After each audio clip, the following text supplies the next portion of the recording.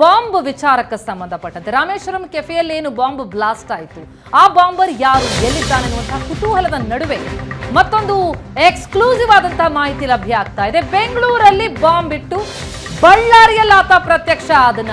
ಹಾಗಿದ್ರೆ ಬೆಂಗಳೂರಿನಿಂದ ಬಳ್ಳಾರಿಯತ್ತ ಪ್ರಯಾಣ ಬೆಳೆಸದ್ನ. ಹೇಗಿತ್ತು ಹಾಗಿದ್ರೆ ಬಾಂಬರ್ನ ಬೆಂಗಳೂರು ಟು ಬಳ್ಳಾರಿ ಜರ್ನಿ? ಇಲ್ಲೂ ಆತ ಯಾವುದೇ ರೀತಿಯಲ್ಲೂ ಕೂಡ ಗೋಚರ ಆಗಬಾರದು ಅಂತ ಹೇಳಿ ಮಾಸ್ಕ್ ಹಾಕೊಂಡು, ಹ್ಯಾಟ್ ಹಾಕೊಂಡು, ಆಗಾಗ ಶರ್ಟ್ ಬದಲಾಯಿಸ್ತಾ ತೆರಳಿದ್ದಾನೆ. ಬಸ್ ಹತ್ತುವಾಗ ಒಂದು ವೇಷ, ಇಳಿಯುವಾಗ ಮತ್ತೊಂದು ವೇಷ. ಬಾಂಬ್ ಇಟ್ಟು ಬೆಂಗಳೂರಲ್ಲಿ ಬಸ್ ಹತ್ತಿದಾಗ ಶರ್ಟ್ ತೊಟ್ಟಿದ್ದಂತಹ ಬಾಂಬರ್ ಹೋಟೆಲ್ BMTC ಬಸ್ನ CCTVಯಲ್ಲಿ ಆತನ ದೃಶ್ಯ ಏನ್ ರೆಕಾರ್ಡ್ ಆಗಿದೆ. ಅಲ್ಲಿ ಅವತಾರಕ್ಕೂ ಬಳ್ಳಾರಿಯಲ್ಲಿ ಆತ ಕಂಡು ಬಂದಂತಹ ಅವತಾರಕ್ಕೂ ಭಾರಿ ವ್ಯತ್ಯಾಸ ಇದೆ. ಬಾಂಬರ್ನ ಅವತಾರವೇ ಬದಲಾಗಿದೆ. ಎಸ್, ಬೆಂಗಳೂರು ಟು ಬಳ್ಳಾರಿ ಈ ಮಾರ್ಗದಲ್ಲಿ ಆತ ಎಲ್ಲೆಲ್ಲಿ ನಿಂತಿದ್ದ, ಆತನ ಚಲನವಲನಗಳು ಏನು ಅನ್ನೋದರ ಕುರಿತಾಗಿ NIA ಹಾಗೂ CCB ಅಧಿಕಾರಿಗಳು ತಲಾಶ್ ಮಾಡ್ತಾ ಇದ್ದಾರೆ. ಈಗ ಬಳ್ಳಾರಿಯ ಬಸ್ ನಿಲ್ದಾಣದಲ್ಲಿನ ದೃಶ್ಯವನ್ನ ನೀವು ನೋಡ್ತಾ ಇದ್ದೀರಿ. ಬಳ್ಳಾರಿ ಬಸ್ ನಿಲ್ದಾಣದಲ್ಲಿ ಕಾಣಿಸ್ಕೊಳ್ತಾನೆ ಆತ. ಬೆಂಗಳೂರಿನಲ್ಲಿ ಶರ್ಟ್ ತೊಟ್ಟದಂತಹ ವ್ಯಕ್ತಿ ಬಸ್ನಲ್ಲಿ ಹತ್ತುವಾಗ ಶರ್ಟ್ ಹಾಕೊಂಡಿರ್ತಾನೆ, ಆದ್ರೆ ಇಳಿಯುವಾಗ T-ಶರ್ಟ್ ನಲ್ಲಿ ಕಾಣಿಸ್ತಾನೆ. ಜೊತೆಗೆ ಎಲ್ಲೆಲ್ಲಿ CCTV ಕ್ಯಾಮ್ರಾಗಳಿದೆಯೋ ಅಲ್ಲೆಲ್ಲ ಕಡೆ ತಲೆಮರೆಸಿಕೊಳ್ಳುವಂತಹ ಪ್ರಯತ್ನ, ಅಂದ್ರೆ ಆತನ ಮುಖ ಕ್ಯಾಮ್ರಾಗೆ ಗೋಚರ ಆಗಬಾರ್ದು ಅನ್ನೋ ನಿಟ್ಟಿನಲ್ಲಿ ಬಹಳಷ್ಟು ಸೇಫ್ಟಿ ಮೆಷರ್ಸ್ ಅನ್ನ ತೆಗೆದುಕೊಳ್ತಾನೆ. ಬೆಂಗಳೂರಿನಲ್ಲಿ BMTC ಬಸ್ AC ಬಸ್ ಹತ್ತಿದಾಗ ಆತ ಗಮನಿಸ್ತಾನೆ CCTV ಇದೆ ಅಂತ. ಸೊ ಹಾಗಾಗಿ ಹಿಂದೆ ಹೋಗೋದಿಲ್ಲ, ಮುಂದಕ್ಕೆನೆ ಬರ್ತಾನೆ. ಅಂದ್ರೆ CC ಕ್ಯಾಮ್ರಾದಿಂದ ಹೈಡ್ ಆಗಬೇಕು ತನ್ನ ಫೇಸ್ ಅನ್ನುವಂತಹ ಹಿನ್ನೆಲೆಯಲ್ಲಿ. ಅದಾದ ನಂತರ ಬೆಂಗಳೂರಿನಿಂದ ಆತ ಹೋಗೋದು ತುಮಕೂರು ಮುಖಾಂತರ ಬಳ್ಳಾರಿಗೆ. ಬಳ್ಳಾರಿಯ ಬಸ್ ನಿಲ್ದಾಣದಲ್ಲಿ ಶಂಕಿತ ಬಾಂಬರ್ನ ಚಲನವಲನ ಈಗ CCTV ಫುಟೇಜ್ನಲ್ಲಿ ರೆಕಾರ್ಡ್ ಆಗಿದೆ. ಅದನ್ನ NIA ಅಧಿಕಾರಿಗಳು ಪಡೆದಿದ್ದಾರೆ, ತಲಾಶ್ ಮಾಡ್ತಾ ಇದ್ದಾರೆ ಆತನಿಗಾಗಿ. ಬಾಂಬರ್ ಹೂಡಿಯ ಮಸೀದಿಯ ಬಳಿ ಬಟ್ಟೆ ಬದಲಿಸಿದ್ದ. ಬಾಂಬರ್ನ ಸುಳಿವು ಪತ್ತೆ ಮಾಡಿದ ಈಗ CCB ಅಧಿಕಾರಿಗಳು ಹಾಗೂ NIA ಟೀಮ್ನ ಅಧಿಕಾರಿಗಳು. ಬಟ್ಟೆ ಬದಲಿಸಿ ಟೋಪಿ ಬಿಟ್ಟು ಹೋಗಿದ್ದ ಆ ಬಾಂಬರ್ ಧರಿಸಿದ್ದಂತಹ ಕ್ಯಾಪ್, ಆ ಕ್ಯಾಪನ್ನ ಪೊಲೀಸರು ಸೀಸ್ ಮಾಡಿದ್ದಾರೆ.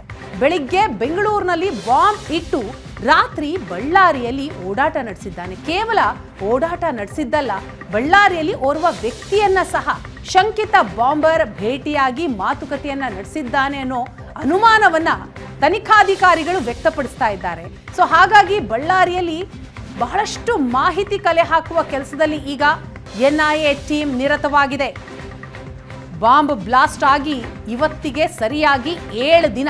ಮಾರ್ಚ್ 1ನೇ ತಾರೀಕು ರಾಮೇಶ್ವರಂ ಕೆಫೆಯಲ್ಲಿ ಬಾಂಬ್ ಇಟ್ಟು ಹೋಗಿದ್ದಂತಹ ಈ ವ್ಯಕ್ತಿ ಇಲ್ಲಿವರೆಗೂ ಆತ ಎಲ್ಲಿದ್ದಾನೆ ಅನ್ನೋದರ ಬಗ್ಗೆ ಮಾಹಿತಿಗಳು ಲಭ್ಯ ಆಗ್ತಾ ಇಲ್ಲ. ಆದ್ರೆ ಇದೀಗ ತನಿಖೆಯಲ್ಲಿ ಸಿಗ್ತಾ ಇರುವಂತಹ ಮಹತ್ವದ ಕ್ಲೂ ಅಂತಂದ್ರೆ ಆತ ಬೆಂಗಳೂರಿನಿಂದ ತುಮಕೂರ್ಗೆ ಹೋಗಿ ತುಮಕೂರಿನಿಂದ ಬಳ್ಳಾರಿಗೆ ಹೋಗಿದ್ದಾನೆ. ಬಳ್ಳಾರಿಯ ಬಸ್ ನಿಲ್ದಾಣದಲ್ಲಿ ಆತನ ಚಲನವಲನವನ್ನ ಪತ್ತೆ ಹಚ್ಚಿದ್ದಾರೆ NIA ಟೀಮ್ನ ಅಧಿಕಾರಿಗಳು.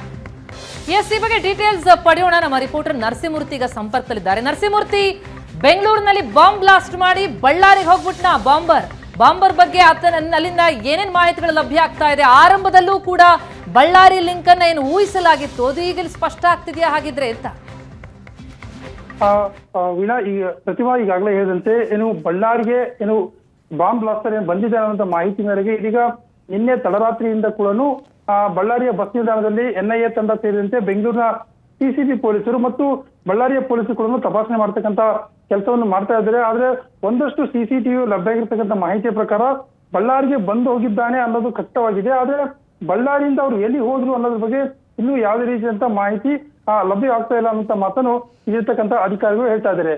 ಆ ಒಂದು ಮೂಲದ ಪ್ರಕಾರ ಮಂತ್ರಾಲಯದಿಂದ ಗೋಕರ್ಣಕ್ಕೆ ಹೋಗ್ತಕ್ಕಂತ ಏನು ಭಟ್ಕಳ ಸೇರ್ತಕ್ಕಂಥ ಬಸ್ ಏನಿದೆ, ಆ ಬಸ್ ನಲ್ಲಿ ಅವರು ಪ್ರಯಾಣ ಮಾಡಿದ್ದಾರೆ ಅನ್ನೋಂತ ಒಂದು ಮಾಹಿತಿ ಇದೀಗ ಪೊಲೀಸರಿಗೆ ಲಭ್ಯ ಆಗ್ತಿದೆ. ಹೀಗಾಗಿ ಯಾವೆಲ್ಲ ಬಸ್ಗಳು ಮಂತ್ರಾಲಯ ಮಾರ್ಗದಿಂದ ಬಳ್ಳಾರಿ ಮಾರ್ಗದಿಂದ ಭಟ್ಕಳ ಅಥವಾ ಗೋಕರ್ಣಕ್ಕೆ ತೆರಳಿದಾವೆ ಅದರೆಲ್ಲದ್ರ ಬಗ್ಗೆ ಕೂಡ ಮಾಹಿತಿಯನ್ನು ಪಡಿತಕ್ಕಂಥ ಕೆಲಸವನ್ನು ಇಲ್ಲಿರ್ತಕ್ಕಂಥ ಅಧಿಕಾರಿಗಳು ಮಾಡ್ತಾ ಇದ್ದಾರೆ. ಒಟ್ಟಾರೆಯಾಗಿ ಹೇಳಬೇಕಂದ್ರೆ ಬಳ್ಳಾರಿಗೆ ISIS ಲಿಂಕ್ ಅಂದ್ರೆ ಕಳೆದ 3-4 ತಿಂಗಳ ಹಿಂದೆ ಬಳ್ಳಾರಿಯಲ್ಲಿ ISIS ಲಿಂಕ್ ಇರ್ತಕ್ಕಂಥ ಒಂದಷ್ಟು ಉಗ್ರಗಾಮಿ ಕೃತ್ಯ ಮಾಡಿರ್ತಕ್ಕಂಥ ಯುವಕರನ್ನ NIA ತಂಡ ಬಂಧನ ಮಾಡಿತ್ತು. ಆದ್ರೆ ಈ ಬಾಂಬ್ ಬ್ಲಾಸ್ಟ್ಗೂ ಮತ್ತು ಈ ಹುಡುಗರಿಗೂ ಎಲ್ಲೋ ಒಂದ್ ಕಡೆ ಲಿಂಕ್ ಇದೆಯಾ ಅನ್ನೋದ ಆಂಗಲ್ ಕೂಡ ತಪಾಸಣೆ ಮಾಡತಕ್ಕಂತ ಕೆಲಸವನ್ನು ಇಲ್ಲಿರ್ತಕ್ಕಂಥ ಅಧಿಕಾರಿಗಳು ಮಾಡ್ತಿದ್ದಾರೆ. ಒಟ್ಟಾರೆಯಾಗಿ ಶಂಕಿತ ಏನ್ ಬಾಂಬ್ ಬ್ಲಾಸ್ಟರ್ ಬಳ್ಳಾರಿಗೆ ಬಂದಿರೋ ಬಗ್ಗೆ ಸ್ಪಷ್ಟವಾದ ಮಾಹಿತಿ ಇದೆ. ಆದ್ರೆ ಬಂದ ನಂತರ ಅವರು ಎಲ್ಲಿಗೆ ಹೋದ್ರು ಅನ್ನೋದ್ರ ಬಗ್ಗೆ ಯಾವುದೇ ರೀತಿಯಂತ ಸ್ಪಷ್ಟವಾದ ಮಾಹಿತಿ ಇದೀಗ ಲಭ್ಯವಾಗ್ತಾ ಇಲ್ಲ. Yes, thank you so much Narasimhamurthy ತಮ್ಮೆಲ್ಲ ಮಾಹಿತಿಗೆ.